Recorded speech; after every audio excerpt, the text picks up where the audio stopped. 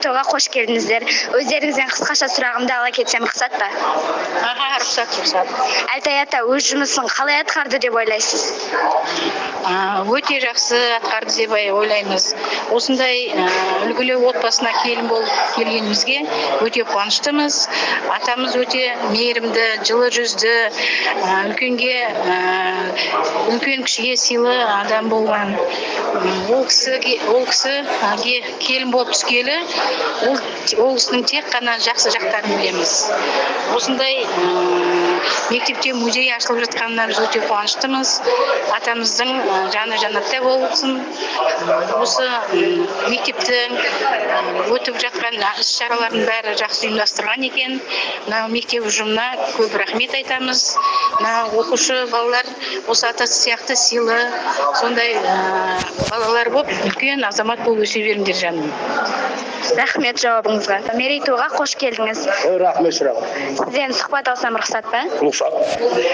Әлтай Төлепбергенов ата жайлы не білесіз? Әлтай ағамыз туралы, ол кісі таза еңбек адамы, өмір бақи совхозда мал баққан. Мен Әлтай ағамменен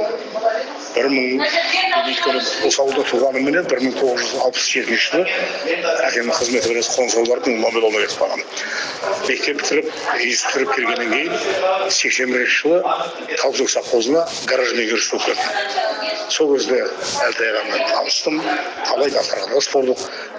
Бұл кісі көпшіл адам еді.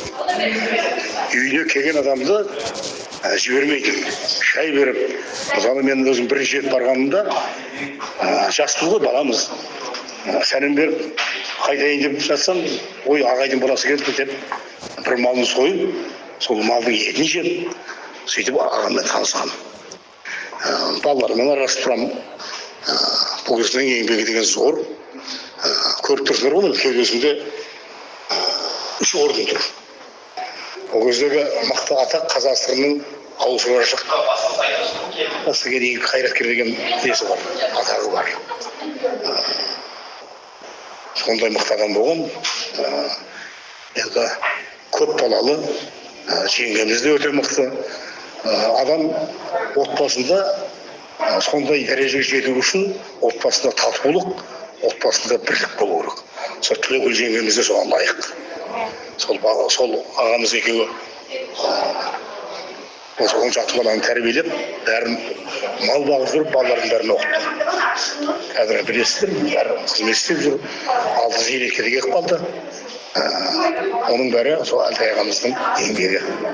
Сондықтан тоқыртары еңбек етсең ерінбе, тойды қарның тенбе дейді. Сондықтан еңбек ету керек. Еңбектен қашпау керек. Рахмет жауабыңызға.